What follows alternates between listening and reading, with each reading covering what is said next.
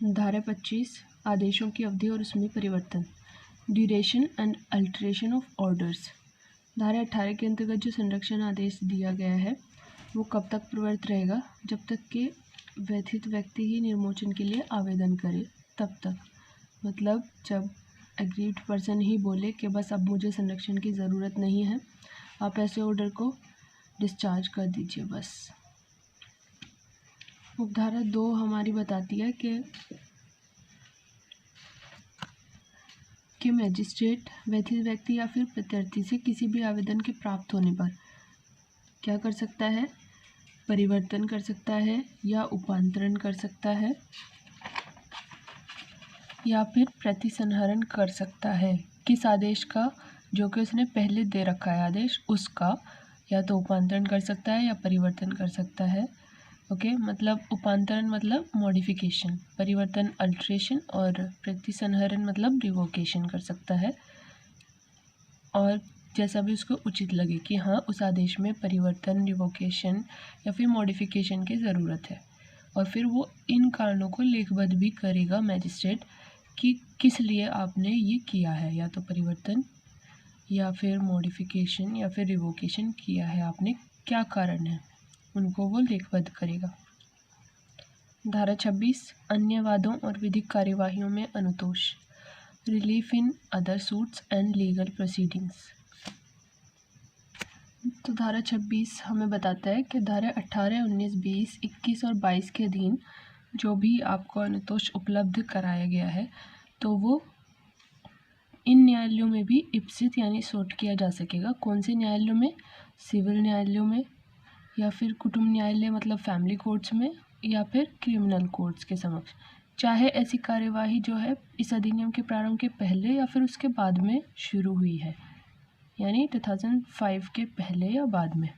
Okay, उपधारा 2 कहता है कि जो व्यथित व्यक्ति है इस अनुतोष के अतिरिक्त, यानी कि जो इन धाराओं में अनुतोष है उसके अतिरिक्त वो किसी सिविल या फिर दांडिक न्यायालय में भी क्या कर सकता है, ऐसे वाद या फिर विधिक कार्यवाही को चलाने की वांछा कर सकता है। ठीक है, यानी इच्छा कर सकता है।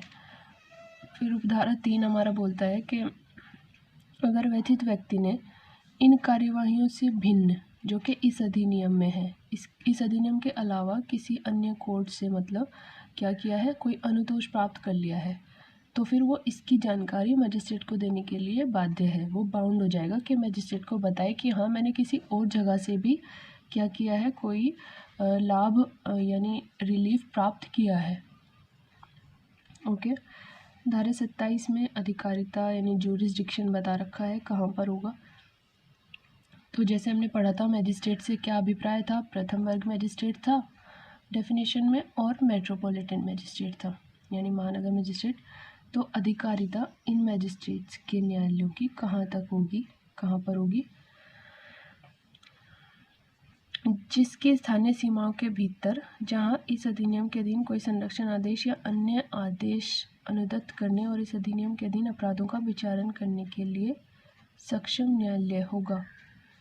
मतलब प्रथम वर्ग मजिस्ट्रेट का न्यायालय, महानगर मजिस्ट्रेट का न्यायालय सक्षम न्यायालय होगा किस क्षेत्र के अंतर्गत, जहाँ पर व्यथित व्यक्ति स्थायी रूप से या अस्थायी रूप से यानी कि टेम्परेरीली, परमानेंटली या फिर टेम्परेरीली क्या करता है, रिजाइड्स करता है या फिर कारोबार करता है। ओके, या फिर वो नियोजित है, नियोजित मतलब एम्प्लॉयड, या फिर वो वहाँ पर एम्प्लॉयड है। ठीक है, कौन, एग्रीड पर्सन। ठीक है, अगर एग्रीड पर्सन भी ऐसा नहीं है, किसी भी जगह ना कारोबार करता, ना निवास करता, ना ही वो नियोजित है, तो ये देखा जाएगा कि क्या प्रत्यर्थी यानी डिफेंडेंट वहाँ पर निवास करता है क्या, या कारोबार करता हो, या फिर वो भी वहाँ पर एम्प्लॉयड हो।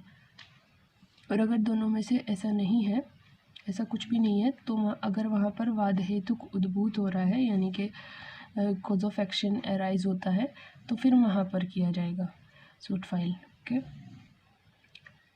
धारा 28 में प्रक्रिया बता रखी है जो कि बोलता है कि इस अधिनियम में अन्यथा उपबंधित के सिवाय धारा 12, 18, धारा 19, 20, 21, 22 और 23 के अधीन सभी कार्यवाहियाँ और धारा 31 के अधीन अपराध धारा 31 मतलब जो कि हम अभी आगे पढ़ेंगे कौन से अपराध हैं धारा 31 के अंतर्गत, तो वो क्या होंगे, CRPC के उपबंधों द्वारा शासित होंगे।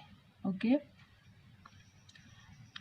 क्या बता रखा है कि वो क्या CRPC के जो उपबंध हैं, प्रोविजंस हैं, उनके अंदर गवर्न होंगे वो, है ना। ओके, धारा 29 में अपील दे रखा है। क्या होगा अपील कि 30 दिनों के अंदर अंदर सेशन न्यायालय में की जा सकती है अपील। उस तारीख से जब मजिस्ट्रेट ने आदेश दिया था उसकी तामील हो जाती है जिस तारीख को, उस तारीख के 30 दिनों के अंदर अंदर सेशन न्यायालय में की जाएगी अपील। धारा 30 में बोल रखा है कि संरक्षण अधिकारियों और सेवा प्रदाताओं के सदस्यों का लोक सेवक होना। Protection officers and members of service providers to be public servants, यानी कि सेवा प्रदाता मतलब कि संरक्षण अधिकारी तो हो गए, जो संरक्षण अधिकारी होते हैं प्रोटेक्शन ऑफिसर, और सेवा प्रदाताओं के जो मेंबर हैं यानी कि किसी कंपनी निगम के जो सदस्य हैं वो सब क्या होंगे, लोक सेवक माने जाएंगे।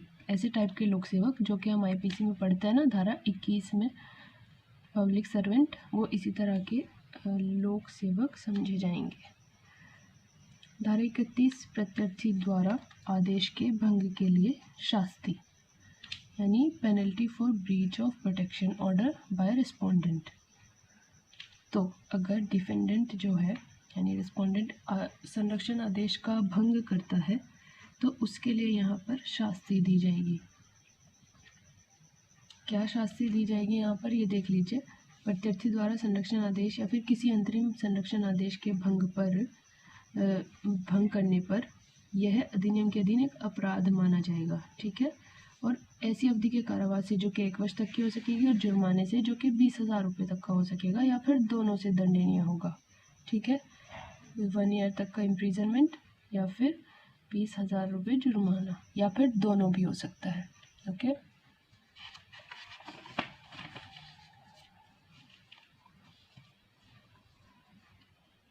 उपधारा 2 बोलता है कि ये जो अपराध हुआ है उपधारा 1 में, है ना, तो इसका जो विचारण है वही मजिस्ट्रेट करेगा जिसने कि ऐसा कहा है कि हाँ आदेश का, संरक्षण आदेश का भंग हुआ है, यानी इसका विचारण भी वो ही मजिस्ट्रेट करेगा जिसने कि उसे संरक्षण आदेश के भंग का दोषी पाया है। धारा 32 संज्ञान और सबूत, यानी कॉग्निजेंस एंड प्रूफ। तो CRPC में किसी भी उपबंध के होते हुए भी धारा 31 की उपधारा 1 में जो अपराध किया गया है, तो यानी संरक्षण आदेश के भंग का जो अपराध हुआ है धारा 31 में, वो क्या माना जाएगा, संज्ञेय और अजमानतीय माना जाएगा, यानी कॉग्निजेबल और नॉन बेलेबल होगा वो अपराध। यानी इसकी प्रकृति बता रखी है कि कैसा होगा, ठीक है। उपधारा 2 बोलता है व्यथित व्यक्ति के एकमात्र साक्ष्य पर, यानी कि सोल टेस्टिमनी पर ही यह निष्कर्ष निकाल सकेगा मैजिस्ट्रेट कि जो धारा 31 की उपधारा 1 के अधीन जो हमने पढ़ा है संरक्षण आदेश के भंग का अपराध, वो अभियुक्त द्वारा किया ही गया है। ओके, केवल एकमात्र साक्ष्य पर। धारा 33 संरक्षण अधिकारी द्वारा कर्तव्यों का निर्वहन न करने के लिए शास्ति। तो अगर यानी penalty for not discharging duty by protection officer, अगर संरक्षण अधिकारी अपने ड्यूटीज़ को करने में क्या हो जाता है, असफल रहता है, तो वो भी शास्ति का यानी दंड का भागीदार होगा, उसको भी सेम ही दंड दिया जाएगा जो कि हमने धारा 31 में पढ़ा, 1 वर्ष तक का कारावास या फिर 20,000 रुपये तक का जुर्माना या फिर दोनों। धारा 34 संरक्षण अधिकारी द्वारा किए गए अपराध का संज्ञान। तो ये देखिए, अगर संरक्षण अधिकारी यानी प्रोटेक्शन ऑफिसर ने कोई अपराध किया है तो उसका संज्ञान कब तक नहीं लिया जाएगा, जब तक कि आप क्या नहीं करते, राज्य सरकार या फिर किसी अन्य प्राधिकारी से आप पहले मंजूरी लेकर आओ, है ना, तब आप परिवाद फाइल कर पाएंगे संरक्षण अधिकारी के विरुद्ध कि उसने कोई अपराध किया है। ठीक है, तो यहाँ पर संरक्षण अधिकारी को प्रोटेक्शन दे रखा है कि उसके विरुद्ध संज्ञान नहीं लिया जाएगा किसी अपराध का जब तक कि आप राज्य सरकार से या फिर किसी और प्राधिकृत यानी कि जिसको अथॉरिटी दे रखी है उस अधिकारी से आप मंजूरी लेकर के आते हैं तब तक। उसके बाद आप परिवाद फाइल कर सकते हैं। धारा 35 सद्भावपूर्वक की गई कार्यवाही के लिए संरक्षण।